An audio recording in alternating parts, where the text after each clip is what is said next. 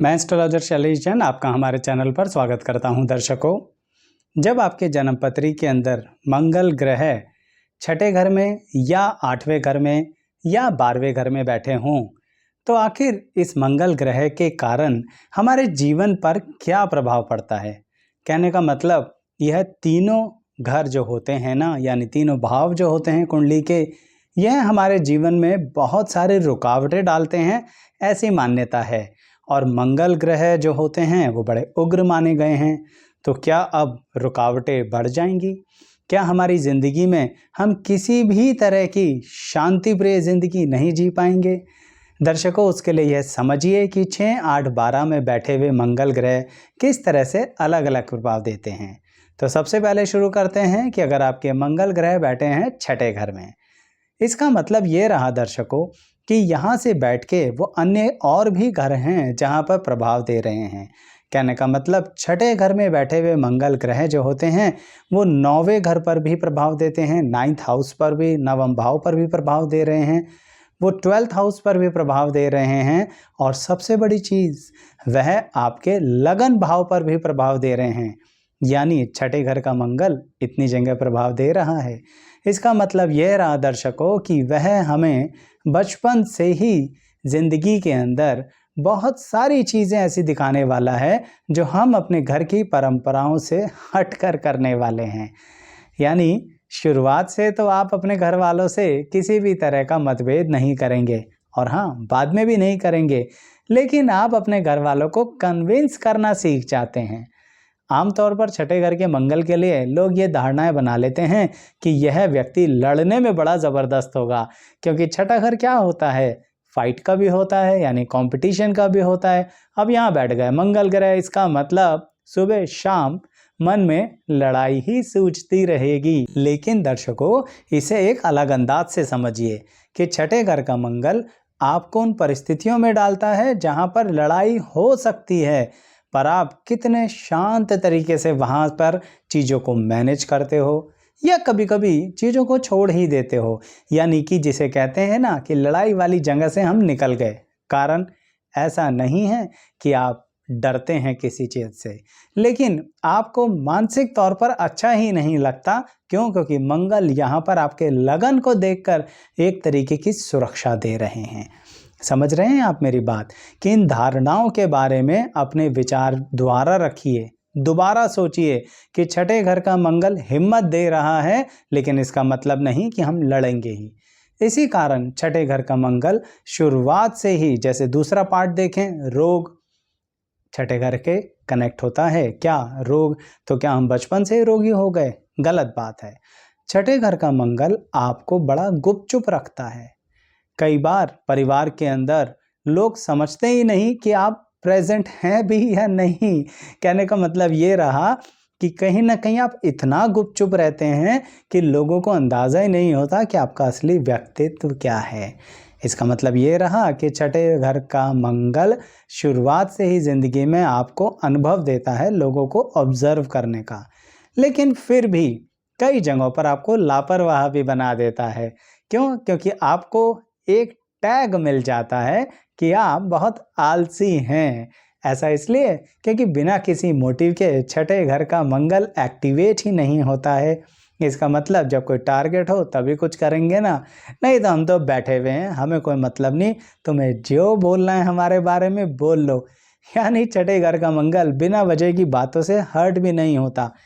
पर बड़ी अजीब बात है, कभी कभी छोटी सी बात दिल को छू जाती है, पर वो किस व्यक्ति की?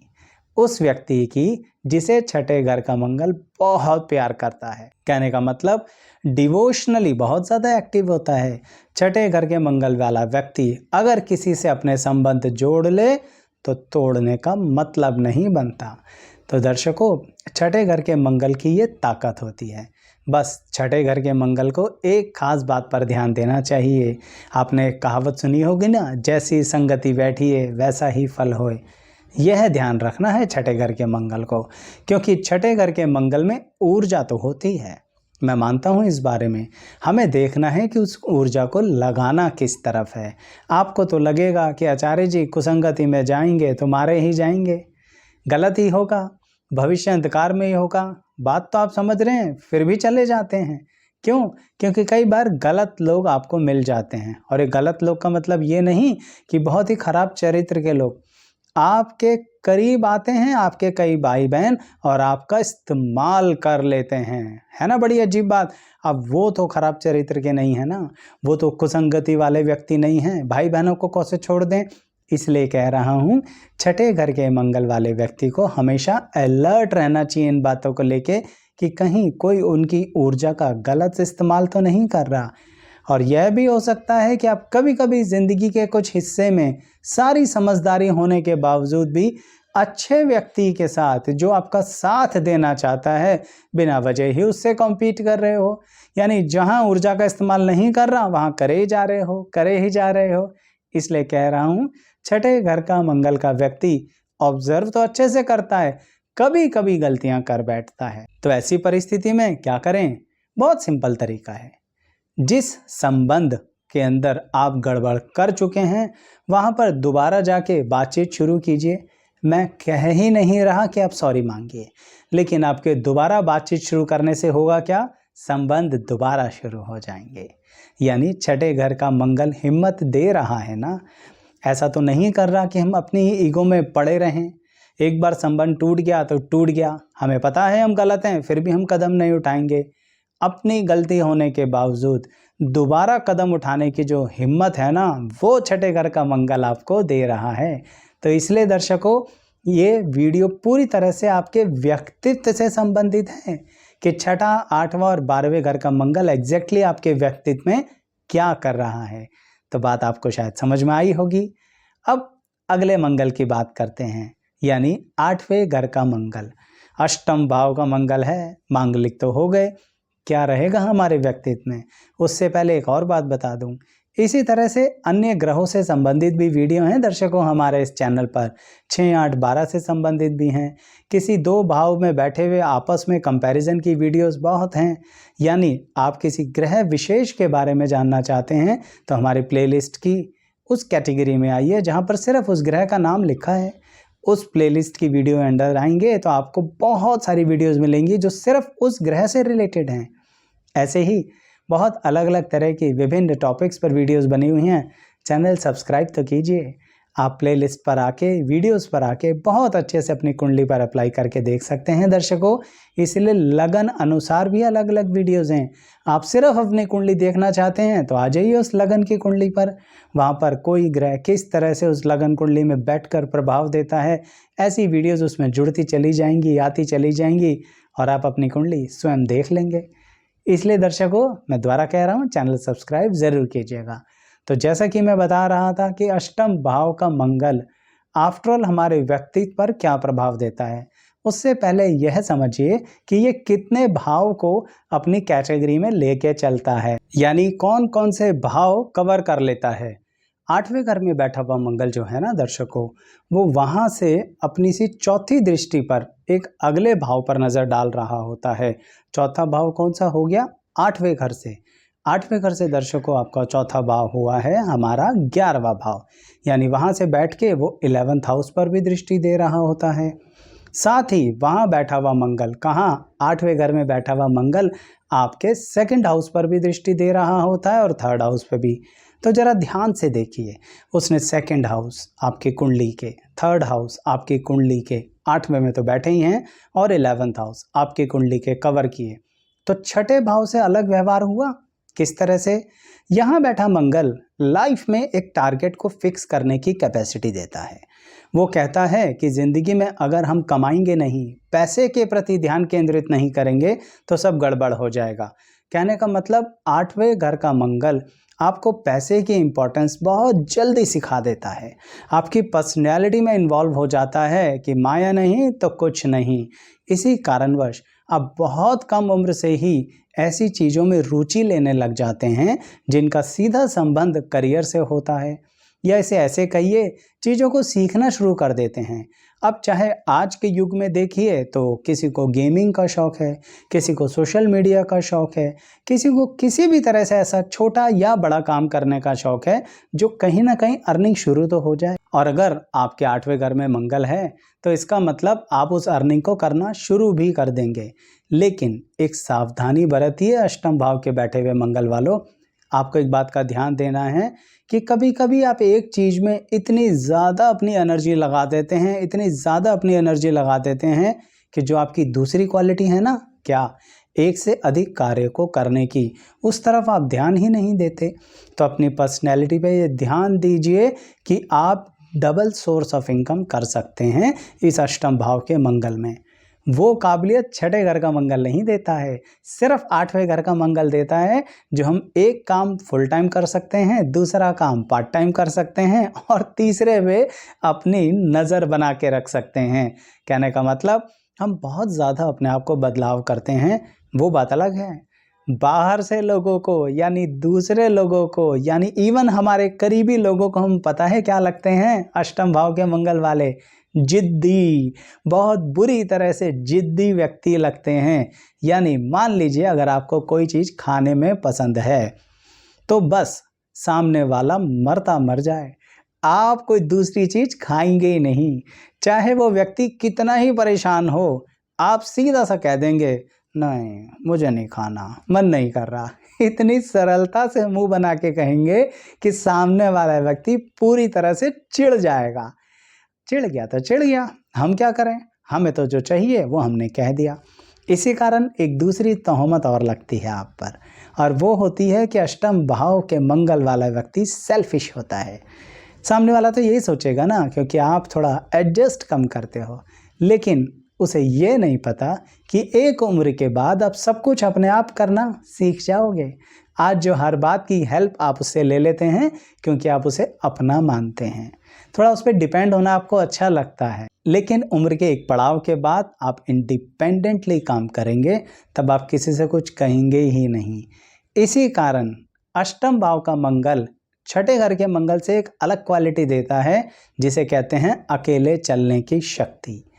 ये जो अकेले चलने की शक्ति होती है ना दर्शकों, ये पॉजिटिव भी होती है और कभी कभी नेगेटिव भी होती है, क्योंकि वैवाहिक जीवन में अष्टम भाव का मंगल थोड़ी सी दिक्कतें पैदा करता है। आप कहेंगे वो तो करना ही था आचार्य जी, मांगलिक जो ठहरे अष्टम भाव के, सिर्फ ऐसा मत सोचिए। यहाँ पर कभी कभी अष्टम भाव का मंगल आपके अंदर सेल्फ रिस्पेक्ट और ईगो का ऐसा मिश्रण कर देता है कि आप उन चीज़ों को अलग अलग नहीं कर पाते। ये इसका नेगेटिव एंगल है, जिसके कारण आपकी मैरिज लाइफ पर इफ़ेक्ट आता है।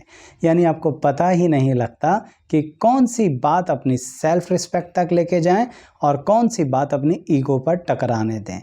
मन के बहुत अच्छे होते हो, बहुत अच्छे से अपने परिवार, अपने जीवन साथी के लिए बहुत कुछ करना चाहते हो, इसी कारणवश आप अपने आप को बदलना चाहते हो, परंतु बातें चुभ जाती हैं आपको, और वो जो बातें चुभती हैं ना, उसे मन से हटा नहीं पाते हो। यह थोड़ी दिक्कत होती है। कोशिश करो, कुछ साधनाएं करो, कुछ योग करो, तो उसके कारण आपका थोड़ा मन शांत होगा। फिर आप शायद उन बातों को थोड़ा थोड़ा अपने मन से हटा पाएं और आपके संबंध सुधर पाएं।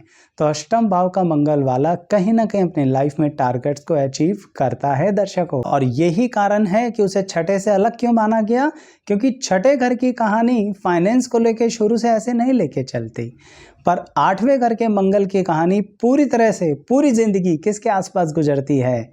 कमाई, पैसा, धन, संपत्ति, position, earning, achievement, target, ambition, ये सब चीज़ें 24 घंटे आपके दिमाग में चलती रहती है। चलिए आगे बढ़ते हैं और बात करते हैं कि अगर किसी व्यक्ति का 12वें घर में मंगल बैठा है तो वो छठे और 8वें से अलग कैसे है। तो इसको भी बिल्कुल उसी अंदाज में देखेंगे कि 12वें घर का मंगल कवर कौन कौन से भाव को कर रहा है। बैठा वही है 12वें में, पर बाकी सब पर भी इफेक्ट डाल रहा है। 12वें घर से मंगल जो है वो आपकी कुंडली के तीसरे भाव को भी कवर करता है, आपकी कुंडली के 6ठे भाव को भी कवर करता है और आपकी कुंडली के 7वें भाव को भी कवर करता है। यानी मांगलिक तो हैं, ये तो आपको पता ही है, परंतु यहाँ 12वें घर का मंगल आपसे कुछ अलग ही डिमांड्स कर रहा है। उसका कहना ये है कि जिस जगह, जिस दुनिया में, जिस कल्चर में, जिस सिस्टम में, जिस सोसाइटी में, जिस प्रोसीजर और कल्चर में आप पैदा हुए हो, वो तो आपका है ही। थोड़ा अपनी सोच विचार की शैली को बदलिए, थोड़ा सा ओपन माइंड हो जाइए। 12वें घर के मंगल का व्यक्ति अगर ओपन माइंड हो गया तो अपनी जिंदगी की दिशा को बदल देगा। इसलिए सीधी बात बता रहा हूँ, वो बात ना तो 6ठे घर का मंगल मांगता, ना 8वें घर का मंगल मांगता आपसे, पर 12वें घर का मंगल मांगता है। कहता है एक से अधिक कल्चर या दूसरे कल्चर्स में भी इंटरेस्ट देखिए। आपकी ज़िंदगी है कि आपको खुले दिमाग का बनना पड़ेगा, नहीं तो अगर आप रूढ़िवादी सोच के हुए ना, बुरा मत मानिएगा, बड़े ही स्पष्ट शब्दों में कह रहा हूँ, क्योंकि आपको पता होना चाहिए कि यह सोच आपको फंसा देगी। अगर आप खुद के लिए नहीं बदले तो आप अपने परिवार के लिए बहुत बड़ी परेशानी खड़ी कर देंगे, जिसके कारण 12वें घर का मंगल आपको ज़िंदगी में एक अकेलापन दे देगा। आप कहेंगे कोई बात नहीं आचार्य जी, 12वें घर में बैठा है, हम अध्यात्म की राह पर चले जाएंगे, हम मोक्ष की राह पर चले जाएंगे, हम गृहस्थी त्याग देंगे। ऐसे नहीं होता। ऐसे नहीं होता कि गृहस्थी में फेलियर हो गए इसलिए हम मोक्ष की राह पर जा रहे हैं। दर्शकों, संतुलन चाहिए गृहस्थी और अध्यात्म के अंदर, यह 12वें घर का मंगल चाहता है। गृहस्थी में रहते हुए आध्यात्मिकता को बढ़ाइए, इसलिए 12वें घर का मंगल कहता है कि आप अन्य अन्य तरह के शास्त्रों को पढ़िए। जो आपके कल्चर से रिलेटेड है वह भी पढ़िए, जो दूसरे कल्चर से रिलेटेड है उन्हें पढ़िए तो सही। आपका दिमाग खुलेगा, आपके व्यक्तित्व में निखार आएगा। और इसलिए 12वें घर के मंगल की एक क्वालिटी बताता हूँ जो सिर्फ 12वें घर के मंगल में होती है, 6ठे और 8वें घर के मंगल में बिल्कुल नहीं होती है। और वह ये है कि अगर आप इस तरह से अपनी पर्सनैलिटी को डिफरेंट कल्चर से कनेक्ट करते हैं तो आपकी पर्सनैलिटी ऐसी हो जाएगी कि आप खुद लोगों को एक लाइफ कोच की तरह गाइड करेंगे, बहुत अच्छी कंसल्टेंसी करेंगे, देश दुनिया में घूमेंगे और कहीं ना कहीं एक मोटिवेटर रहेंगे। आप करियर काउंसलर बन सकते हैं, जो ऐसा व्यक्ति जो लोगों को करियर, उनकी ज़िंदगी में दिव्य दृष्टि के जरिए दिखाता है। यानी दिव्य दृष्टि को ये मत लेके चलना कि आपको कुछ स्पेशल नज़र आएगा। यहाँ पर दिव्य दृष्टि का मतलब है कि मल्टी टैलेंटेड नज़रिए से लोगों को गाइड करते हैं कि वो करियर ए में भी जा सकते हैं, बी में भी जा सकते हैं, सी में भी। यानी आप लोगों को एनालिसिस करके बता सकते हैं कि उनकी क्या कमियां हैं, क्या खूबियां हैं, लेकिन उसके लिए आपको लोगों को जानना पड़ेगा ना। पर अगर एक ही जगह का लोगों को जानते रहे तो दिक्कत आएगी दर्शकों। क्योंकि दर्शकों, यहाँ पर मैं आपकी काबिलियत पर तो शक ही नहीं कर सकता। 12वें घर का मंगल आपको पढ़ना, पढ़ाना, कुछ भी नई चीज़ सीखना बड़ा काबिल बनाता है। सिर्फ आपको एक ही चीज़ करनी है, कंसंट्रेशन। क्यों? क्योंकि ये भी फैक्ट है कि 12वें घर का मंगल एक व्यक्ति को कई दिशाओं में इकट्ठा दौड़ने के लिए प्रेरित करता है। लेकिन इतना भी पॉसिबल नहीं है कि हम सारी चीज़ें इकट्ठी कर लें। इसलिए क्या करें, आप स्टेप बाय स्टेप अपने टारगेट्स को अचीव कीजिए। बाद में आप कहीं ना कहीं एक से अधिक चीज़ों को सीखिए। जैसा कि मैं शुरू से आपको 12वें घर के मंगल के बारे में कहता आ रहा हूँ, आप ट्रैवलिंग से संबंधित चीज़ों को भी कीजिए। और कहीं ना कहीं कंपटीशन तो आप बड़े प्यार से क्वालिफाई करेंगे, पर तभी कर पाएंगे जब आप श्योर शॉट हों। क्या आपको पहले मन बनाना है, फिर 12वें घर का मंगल आपके लिए दिशाएं, रास्ते खोलता चला जाएगा। कभी कभी तो मैंने यह भी देखा है कि 12वें घर का मंगल वाला व्यक्ति एक चीज़ को बीच में अधूरा छोड़कर दूसरी चीज़ की तरफ बढ़ता है और कमाल करता है, दूसरी चीज़ अचीव कर लेता है। जैसे एक सिंपल एग्जांपल देता हूँ कि मान लीजिए आप पीएचडी कर रहे हैं, एग्जांपल है ये, और पीएचडी करते करते आपका मन हट गया और उसे छोड़ के आप आईएएस के एग्ज़ाम देने लगे। कोई कहेगा अच्छी खासी पीएचडी कर रहे थे, प्रोफेसर बन जाते, सरकारी नौकरी लग जाती, पर आपके मन में आया आईएएस करें, बाकी कुंडली में अन्य योग बड़े ताकतवर होंगे ना, तो पता लगा आईएएस बन गए। क्यों? एकदम से मन बनना चाहिए और उस तरफ पूरी ऊर्जा लगा देनी चाहिए गृहस्थी और आध्यात्मिकता की। तब करेगा 12वें घर का मंगल कमाल, जो ताकत छठे और 8वें में भी नहीं होती दर्शकों। इसीलिए ये अलग तरह से व्यवहार करता है, एकदम से दिशा को बदल देता है, एकदम से चलती हुई राह को यू टर्न मार देता है और लोग कहते हैं बड़े ही अजीब हो। कभी कभी 12वें घर का मंगल एक और कमाल करता है जो छठे और 8वें घर का नहीं करता। आपको बड़ा शांत रहने देता है। आप कहते हो दुनिया में जिसको जो करना है करते रहो, मैं तो इसी रास्ते पर चलूँगा, इसी रास्ते को अचीव करूँगा, इसी रास्ते के थ्रू अपनी लाइफ को आगे बढ़ाऊँगा और मुझे तुमसे कोई मतलब नहीं। यहाँ पर थोड़ी सी सिमिलैरिटी आ जाती है छठे और 8वें के साथ कि 12वें घर के मंगल वाले व्यक्ति पर भी सेल्फिश होने की तोहमत लगती है, लेकिन 12वें घर का मंगल वाला व्यक्ति इस बात को मैनेज कर लेता है। कैसे? चुप रह के, कुछ बोलता ही नहीं है।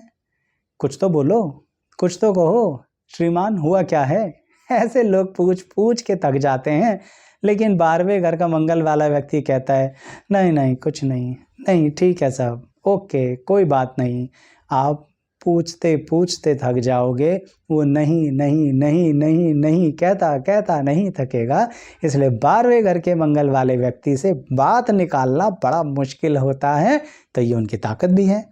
इसलिए 12वें घर के मंगल वाले व्यक्ति दूसरे की सीक्रेट बातें डाइजेस्ट कर जाते हैं, किसी की बातें खोलते नहीं हैं, इसी कारण लोगों से बड़ी इज्जत कमाते हैं। तो आप समझ रहे हैं दर्शकों किस तरह से 6, 8 और 12 घर के मंगल का अंतर है, किस तरह से आपकी पर्सनैलिटी पर इन्होंने ये डिफरेंस दिया, किस तरह से अलग अलग होते हुए भी मांगलिक अलग प्रभाव देते हैं।